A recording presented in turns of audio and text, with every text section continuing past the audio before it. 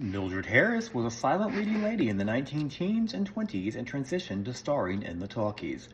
But after just one starring role, she shifted to character work before more or less retiring and returning to the stage. Why? Join me as I investigate. Mildred Harris was born in 1901 in Cheyenne, Wyoming to Harry and Anna Harris. By 1912, the family was in Los Angeles, where Anna began working as a wardrobe mistress at Thomas Ince's Inceville studio. It didn't take long for young Mildred to begin acting there. She made her screen debut in 1912 at age 11 in The Post-Telegrapher. Over the next 2 years, Mildred acted in several more shorts, even starring in some, including The Surviving the Drummer of the Eighth, playing Mildred Brown. In 1914, she was hired by L. Frank Baum to be a leading lady in a series of his films at the Oz Film Manufacturing Company. She first played Dorothy in The Patchwork Girl of Oz, then played the lead, Princess Fluff, in The Magic Cloak of Oz. She then played Button Bright in His Majesty the Scarecrow of Oz. Over the next few years, she co-starred in several more child roles in dozens of films, but was finally promoted to be a mature leading lady when she starred in The Price of a Good Time in 1917 at the age of 16, in which she played a shopgirl who is tricked into a week of a good time by a nefarious rich boy. This film was Mildred's first for director Lois Weber and established her as a true leading lady movie star. It also appears to have done well commercially and critically, getting Mildred a glowing review in Moving Picture World, who also spoke of her being Lois Weber's newest find, even though she had been a movie veteran for 5 years by now. Mildred was off to a fantastic start as a star and followed this up with another Lois Weber film, The Doctor and the Woman, in 1918, which also got her another glowing review for her work. Mildred continued to star for Weber in several films over the next few years, including Borrowed Clothes, When a Girl Loves, Home, and Forbidden. Also in 1918, she met and married Charlie Chaplin. I'm not going to go into much more detail about that here, except to say that Mildred was mistreated by him and was only 16 when they got married. After their young son died tragically at just 3 days old, the couple bitterly separated in 1919.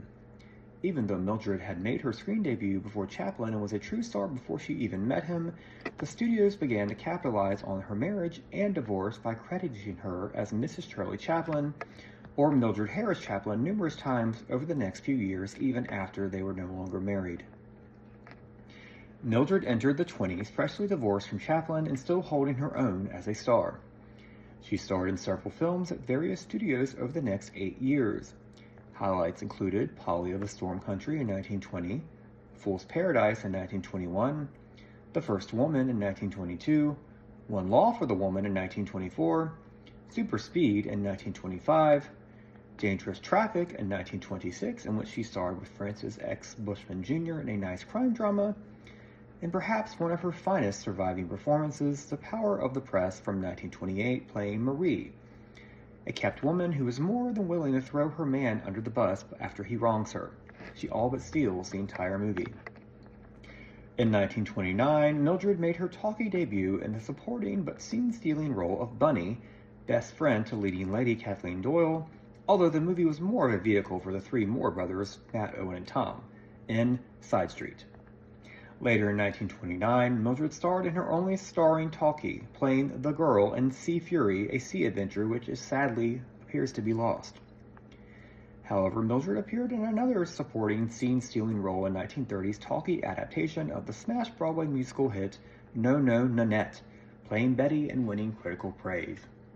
Also in 1930, she supported Buster Collier and Alice Day in The Melody Man. Mildred then took 5 years off from the movies.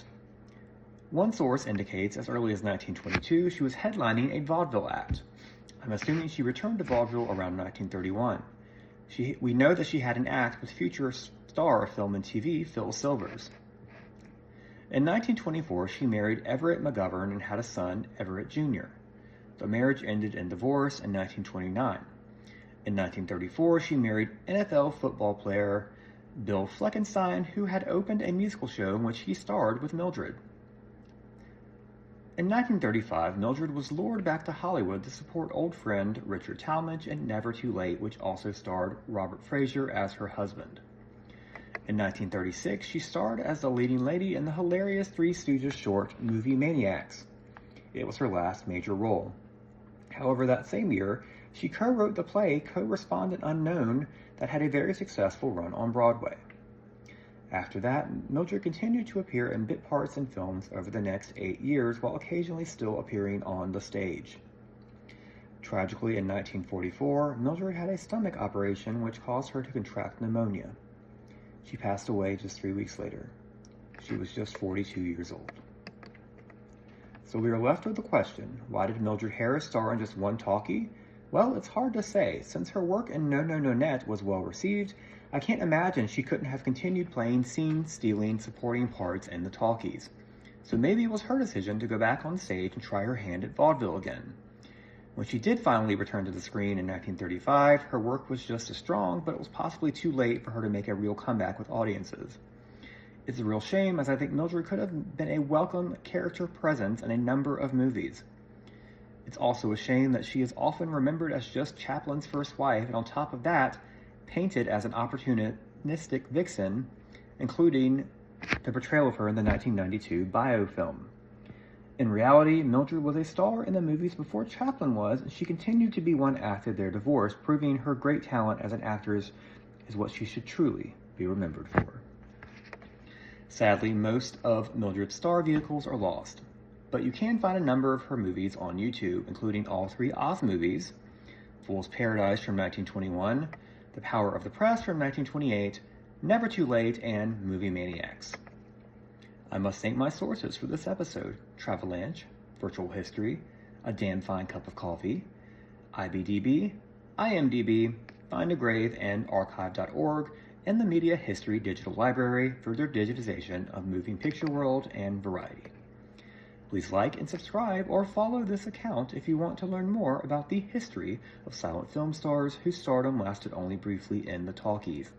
Up next, join me as I investigate the silent Talkie career of Kenneth Harlan. Thank you so much for joining me. Have a great day.